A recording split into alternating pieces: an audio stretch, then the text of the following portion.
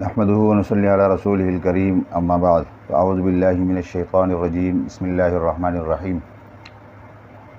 میرے چینل کے محترم ناظرین کرام، السلام علیکم ورحمۃ اللہ وبرکاتہ۔ میرے دوستوں، بھائیوں اور بزرگوں، آج کی ہماری ویڈیو سورۃ الملک کے اوپر ہے۔ میرے دوستوں، سورۃ الملک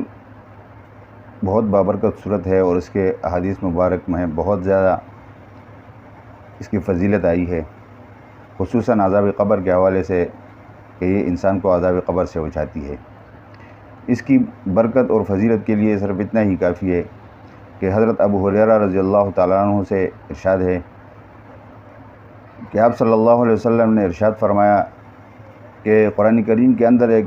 سورت ہے جو 30 آیاتوں پر مشتمل ہے، اور اس نے ایک شخص کی سفارش کی اور یہاں تک کہ اس کو جنت میں داخل کروایا، اور وہ سورت تبارک الذی بیدہ الملک ہے۔ تو میرے دوستو، سفارش کے لیے اور قبر کے عذاب سے نجات کے لیے اس کی بہت بڑی فضیلت آئی ہے، اور آپ صلی اللہ علیہ وسلم اس کو رات کو جب تک نہیں پڑھتے تھے تو اس وقت سوتے نہیں تھے۔ تو دوسری بات یہ ہے کہ یہ تو صرف اس کی فضیلت ہے، لیکن اس کی فضیلت کے ساتھ ساتھ اس کے اندر جو احکام بیان کیے گئے ہیں اس کے اوپر عمل کرنا، اور جو خبریں ہیں جو اس کے اوپر عمل کرنا اور اس کے اوپر ایمان لانا، یہ بھی ساتھ میں نہایت ضروری ہے۔ تو اس کی ایک مرتبہ تلاوت کرتے ہیں، چاہے جن ساتھیوں کو پڑھنا نہیں آتا تو اس کو سن کر فائدہ حاصل کریں۔ تو اس کا قرآن کریم کا سننا، پڑھنا، دیکھنا، سب میں اللہ رب العزت نے برکت ڈالی ہے۔ تو چلے ایک مرتبہ اس کی تلاوت کرتے ہیں۔ اعوذ باللہ من الشیطان الرجیم، بسم اللہ الرحمن الرحیم، تبارک الذی بیدہ الملک وهو على كل شیء قدیر، الذی خلق الموت والحیاة لیبلوکم ایکم احسن عملا وهو العزیز الغفور، الذی خلق 7 سماوات طباقا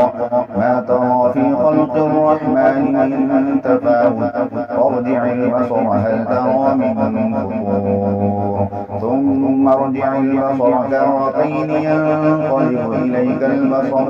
خاسئا وهو حسير، ولقد زينا السماء الدنيا بمصابيح وجعلناها رجوما للشياطين وأعتدنا لهم عذاب السعير، وللذين كفروا بربهم عذاب جهنم وبئس المصير،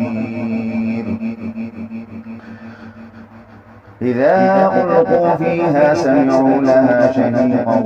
وهي تفور تكاد تميز من الغيظ، كلما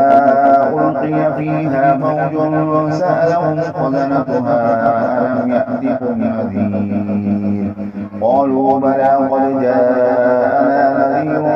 فكذبنا وقلنا ما نزل الله من شيء إن أنتم إلا في ضلال كبير، وقالوا لو كنا نسمع أو نعقل ما كنا في أصحاب السعير، فاعترفوا بذنبهم فسحقا لأصحاب السعير۔